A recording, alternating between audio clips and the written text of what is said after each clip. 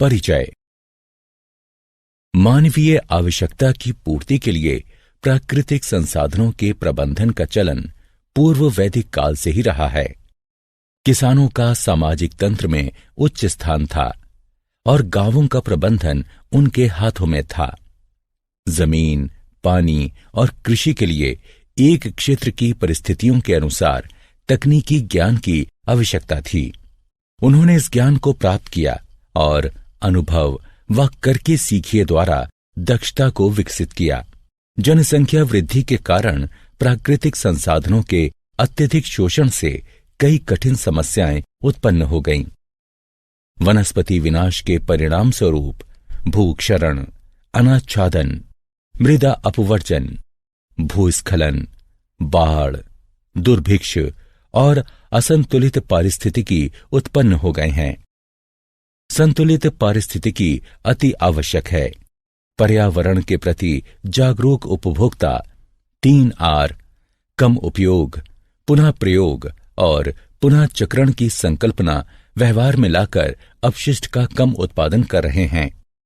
वे उन उत्पादों को खरीद रहे हैं जो कम विषैले हैं अथवा जिनमें कम पैकेजिंग है। पुनः प्रयोग वाले कंटेनर व अन्य पुनः प्रयोग वाले सामानों का उपयोग कर रहे हैं। उत्पादों की देखभाल और मरम्मत कर रहे हैं। पुनः चक्रण कार्यक्रमों में भाग ले रहे हैं और पुनः चक्रण पदार्थों से बने सामान खरीद रहे हैं।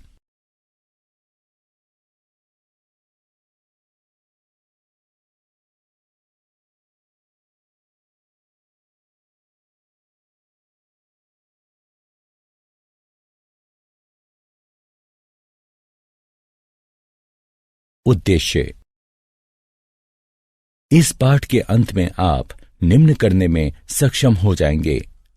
संसाधनों की आवश्यकता बताना, वनों के वितरण, वन्य जीवन और उनके चिरस्थायी प्रबंधन को समझाना, वर्षा जल संचय के तरीकों को बताना, जीवाश्म ईंधन जैसे कोयला और पेट्रोलियम के महत्व को पहचानना।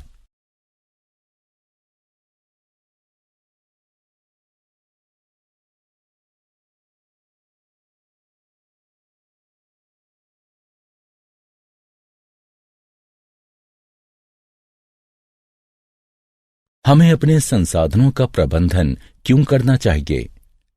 कोई आश्चर्य नहीं कि हमारे प्राकृतिक संसाधनों के दोहन और विकास के बहुत लाभ होते हैं, विशेषतया भवन निर्माण, विनिर्माण, पेशेवर, वैज्ञानिक और तकनीकी सेवाओं में।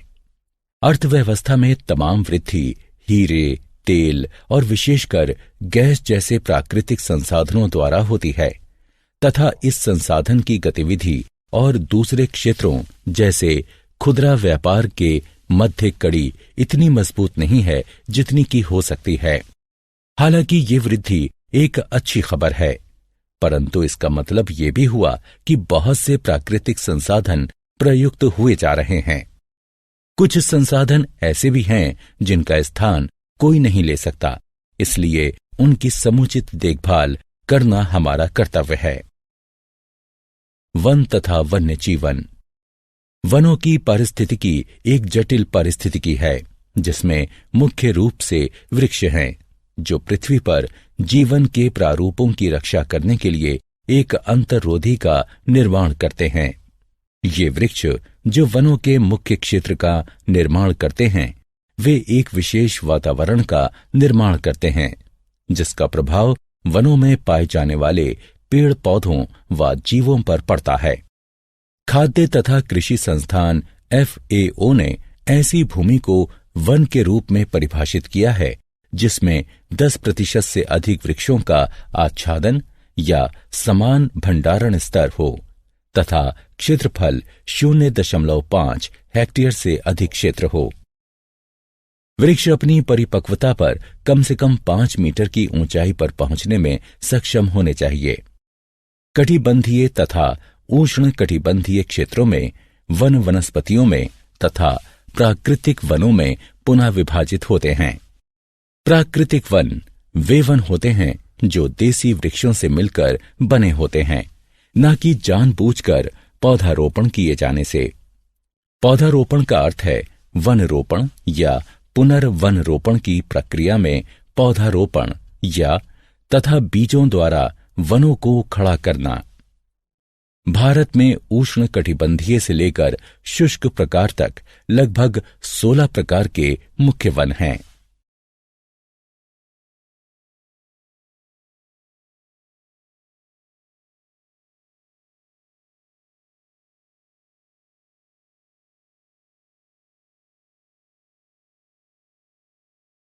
जहां कहीं भी सबसे गर्म माह में औसत तापमान लगभग 10 डिग्री सेल्सियस तथा वार्षिक औसत वर्षा लगभग 200 मिलीमीटर होती है, वहां पर वन विकसित हो सकते हैं। ऐसी स्थितियों से ऊपर की स्थितियों वाले किसी भी क्षेत्र में अनगिनत प्रकार की वृक्ष प्रजातियां स्थायी प्रकार के विविध वन समूहों में पाई जाती हैं, जो वहां के पर्यावरण की विशिष्ट स्थितियों द्वारा निर्धारित होती हैं। वन कई प्रकारों में वर्गीकृत हो सकते हैं। इनमें से कुछ हैं टेंगा वन, देवदार तथा फरादी, शंकुधर तथा पर्णपाती वृक्षों वाले मिश्रित समशीतोष्ण वन, उपोष्ण वन तथा भूमध्यवर्ती वर्षावन।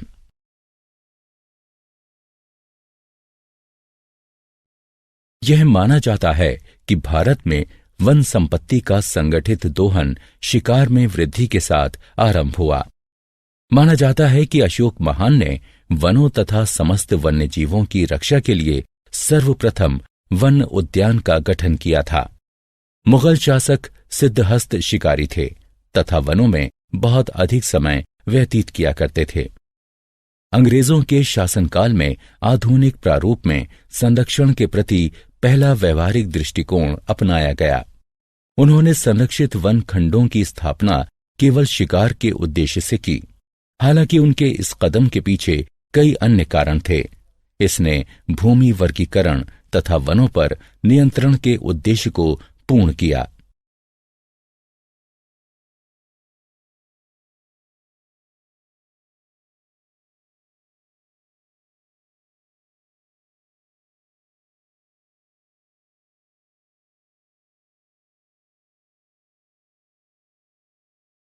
स्थायी प्रबंधन।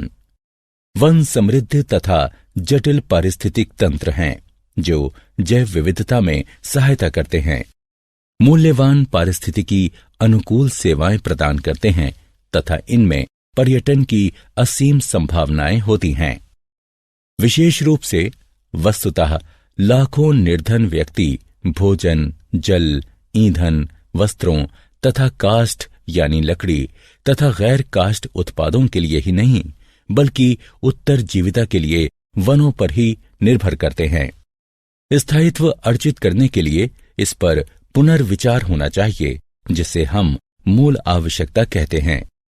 हमारे समाज में ये कहना बहुत ही आम है कि हमें एक प्रदत्त संसाधन की आवश्यकता है, लेकिन वस्तुतः हम में से कितनों को इसकी आवश्यकता होती है तथा साथ ही हम ये कैसे निर्धारित करते हैं कि हमारे पारिस्थितिक तंत्र तथा इनमें निवास कर रहे जीवों के लिए क्या मूल आवश्यकता है।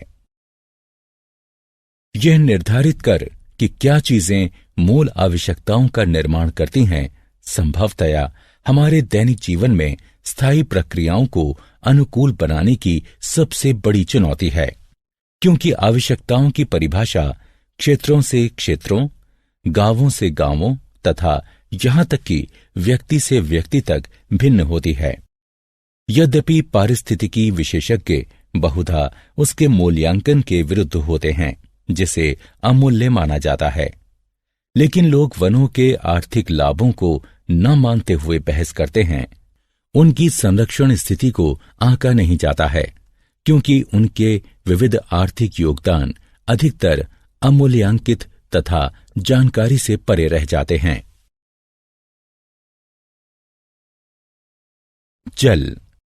जल को सभी जीवों के लिए मूल आवश्यकताओं में एक माना जाता है। हम सभी जानते हैं कि यह हमें प्रभु का वरदान है। जल की प्राकृतिक रूप से पूर्ति वर्षण द्वारा होती है तथा यह महासागर में प्रवाह वाष्पीकरण तथा भूमि की उपसतह में रिसकर खो जाता है।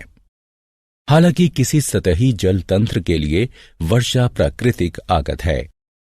तंत्र में जल की कुल मात्रा किसी भी दिए गए समय पर कई कारकों पर निर्भर करती है। इन कारकों में सम्मिलित हैं झीलों में भंडारण, गीले स्थान तथा कृत्रिम जलाशय। इन भंडारण इकाइयों के नीचे मिट्टी की स्थिति, वाटरशेड में भूमि की विशिष्टताएं, वर्षण का समय तथा स्थानीय वाष्पीकरण दर। इनमें से सभी कारक उस जल के अनुपात को भी प्रभावित करते हैं जो महासागर में प्रवाह के माध्यम से वाष्पीकरण तथा भूमि की उपसतह में रिसाव के माध्यम से खो जाता है।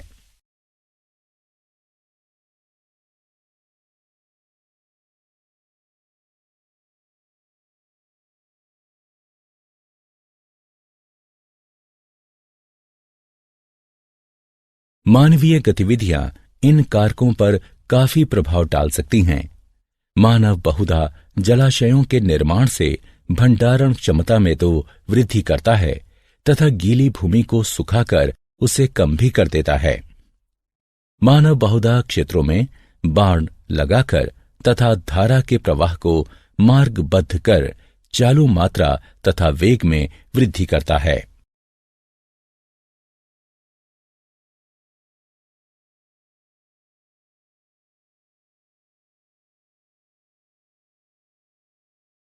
वर्षा जल संचयन।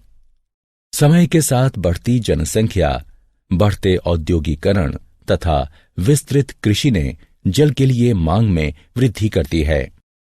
जल को एकत्र करने के लिए बांध बनाकर तथा जलाशयों का निर्माण कर तथा कुएं खोदकर प्रयास किए जा रहे हैं।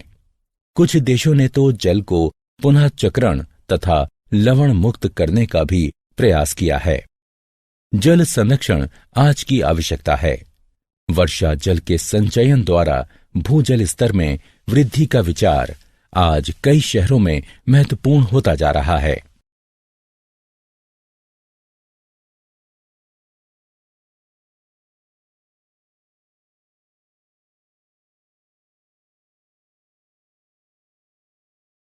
वनों में जल तेजी से भूमि में समा जाता है क्योंकि पेड़ पौधे इसे थाम लेते हैं।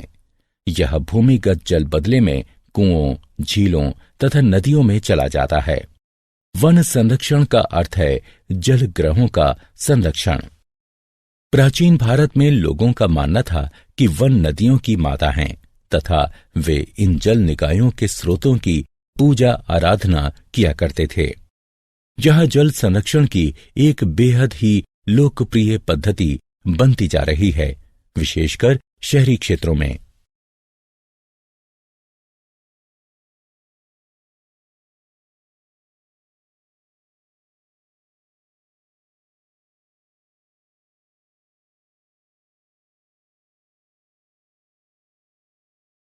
वर्षा जल संचयन से अर्थ है कि वर्षा के जल को भवनों की छतों पर एकत्र करना तथा इसे भूमि के नीचे बाद में प्रयोग के लिए भंडारित करना। यह न केवल भूमिगत जल के क्षरण को कम करता है बल्कि साथ ही कम होती जल तालिका में वृद्धि करता है तथा निरंतर जलापूर्ति में सहायता कर सकता है। वर्षा जल संचयन तथा कृत्रिम रिचार्जिंग आज बहुत ही महत्वपूर्ण मामले बनते जा रहे हैं। भूमिगत जल के स्तर में कमी व सागर के जल की प्रगति को रोकना अर्थात सागर के जल को भूमि की ओर आने से रोकना व वर्षा के मौसम के दौरान जल सतही जल का संरक्षण अत्यंत ही आवश्यक है।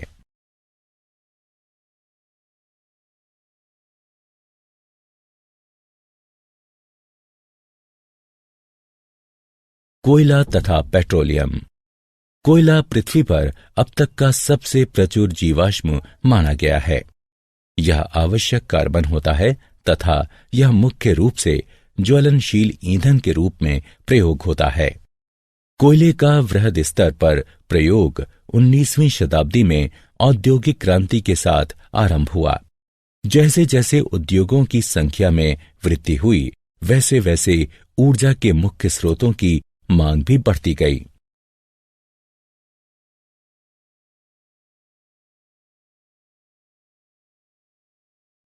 कोयला पौधों का उत्पाद है, मुख्यतः उन वृक्षों का जो कई हजारों वर्ष पूर्व मृत हुए थे। निचले क्षेत्रों में जल जमा होने से या ऐसे क्षेत्रों में जहां जल धीरे धीरे भरता था, मृत वृक्ष तथा पौधे उस प्रकार से अपघटित नहीं हो पाए जैसा कि उन्हें होना चाहिए था। मृत पौधे जल से आच्छादित होते गए तथा वे वायु के ऑक्सीकरक प्रभावों से अछूते रहे। कुछ जीवाणुओं के कार्यों ने ऑक्सीजन तथा हाइड्रोजन छोड़ी, जिसने अवशेष को कार्बन में समृद्ध तथा और भी समृद्ध बनाया। इस कार्बन समृद्ध तत्वों की चौड़ी परत, जिसे पांस कहा जाता है, हजारों वर्षों में बनी।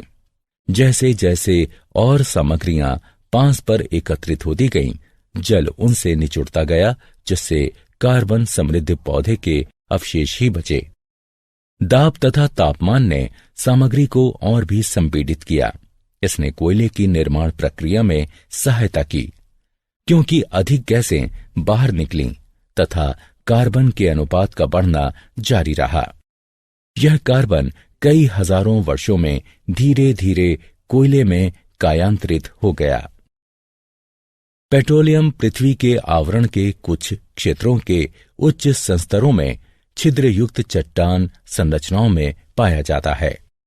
पेट्रोलियम के ज्ञात संरक्षणों का अनुमान लगभग 1.2 ट्रिलियन बैरल माना जाता है, जबकि एक अनुमान के अनुसार यह 3.74 ट्रिलियन बैरल है।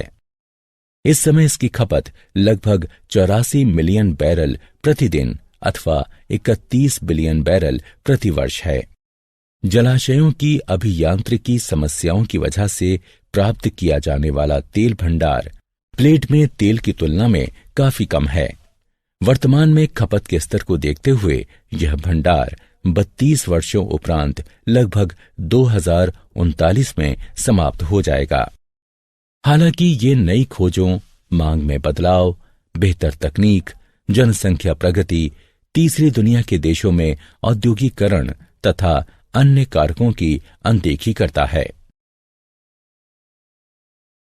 यद्यपि आने वाले वर्षों में तेल के ही ऊर्जा के मुख्य स्रोत रहने का अनुमान है, वहीं ऊर्जा विकास के अन्य विकल्प जैसे सौर ऊर्जा, पवन ऊर्जा, ब्यूटेनॉल, इथेनॉल, फोटोवोल्टिक, परमाणु ऊर्जा, हाइड्रोजन या तैलीय पत्थरों से तेल या तैलीय रेत से तेल वृद्धि कर सकते हैं।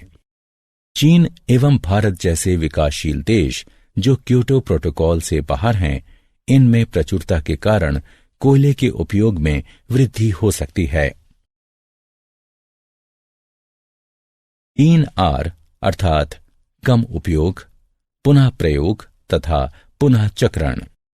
व्यर्थ की खरीदारी न कर अनावश्यक अपशिष्टों को कम करना। वे वस्तुएं जो कभी कभी ही प्रयोग की जाती हैं, उन्हें या तो किसी से उधार लिया जा सकता है या किसी अन्य के साथ साझा किया जा सकता है। कैन के स्थान पर बोतल खरीदें तथा दोबारा चार्ज होने वाली बैटरी खरीदें। उन वस्तुओं को पुनः प्रयोग करें जिन्हें आप बहुधा खराब मान लेते हैं। कभी कभी ये अन्य उद्देश्यों की भी पूर्ति करती है। वस्तुओं को फेंकने के स्थान पर उन्हें किसी अन्य कार्य में प्रयोग कर आप अपशिष्टों को कम कर सकते हैं। कागज तथा लिफाफों को नोट लिखने के लिए फालतू कागज के रूप में प्रयोग किया जा सकता है। अपने उन व्यर्थ उत्पादों का पुनः चक्रण करें जिनसे आप कुछ ऊर्जा संरक्षित कर सकते हैं। सुनिश्चित करें कि आपके घर में कूड़ेदान हो। इसे एक ऐसे स्थान पर रखें कि आप इसका प्रयोग करना भूलें नहीं। सारांश। आइए हमने जो कुछ सीखा है उसे संक्षेप में दोहराएं। किसी भी अर्थव्यवस्था की अधिकतर प्रगति प्राकृतिक संसाधनों जैसे कि कोयला, तेल व गैस आदि से आती है।